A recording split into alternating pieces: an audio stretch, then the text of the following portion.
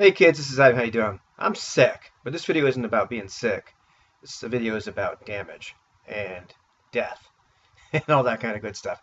You know, one of the biggest criticisms of Lamentations of the Flame Princess, of Dungeons and Dragons, of class and level based games where hit points, specifically hit points, increase over time, is that over time you can't have that one-shot kill.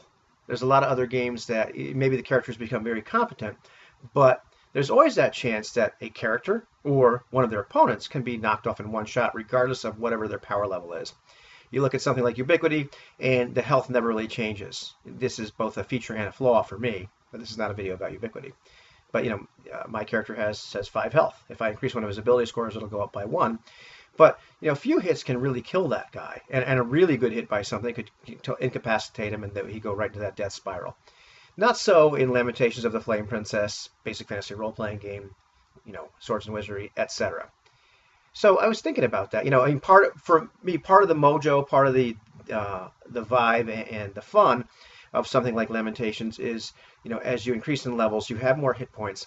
And these, to me, represent just what Tim Kask said the other day. They represent your ability to not get hurt.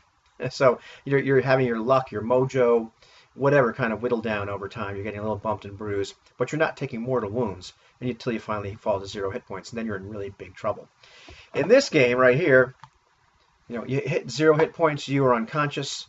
-3, you are irrevocably dying, and you will expire in 1d10 rounds. Nothing will bring you back.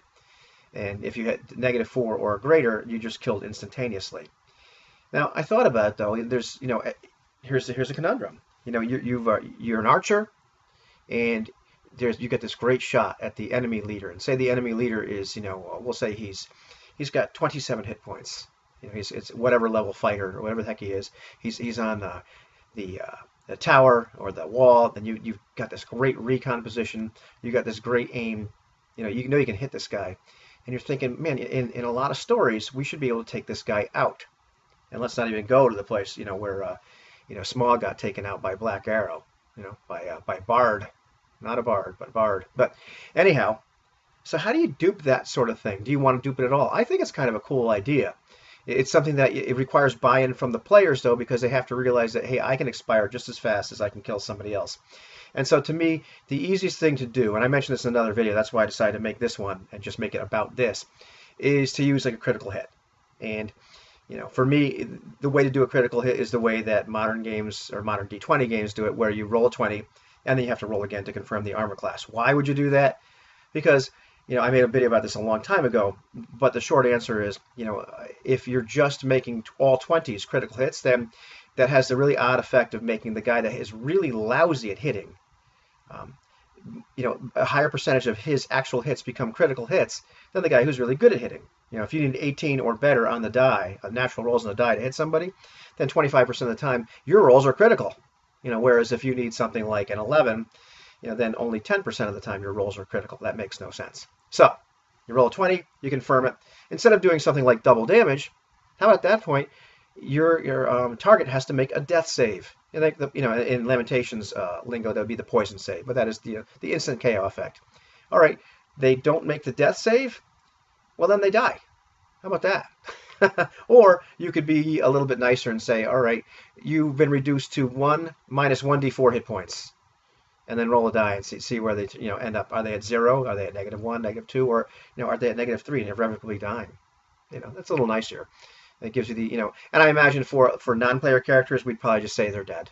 Because generally, when we play in most of those games that have negative hit points, generally, and I'm talking about the old school D&D type games, generally you hit some down at 0, they're dead. The player characters, on the other hand, we've got a little plot immunity here, or whatever you want to call it, and then that gives you a bit of a chance, a bit of an out, that somebody might be able to save you. But that's kind of a cool idea that somebody's got 50 or 60 or whatever.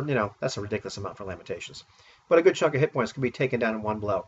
And maybe if they make the save, it's up to you. How deadly do you want to make this? If they make the save, do they just have 1 hit point now? Or do they just have 1d4 hit points? Did you knock them down that far? Or do you say, all right, well, it still does double damage even though they made the save? Or do you say, oh, the heck with it. They made the save. They only take normal damage. All up to you. But I really I'm finding this very compelling.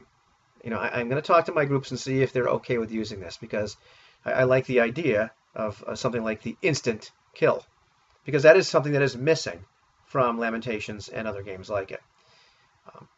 And of course, somebody asked me the question, this going to apply to everything and be egalitarian? Like, yeah, of course. And of course, there's always that weird thing like the ooze and the jelly, and like it's things that a Vorpal sword couldn't decapitate because you're not sure what the hell is the head anyway. Where it's really hard for you to figure out where's a good spot to hit this thing to kill it. I can't really even identify a vital organ.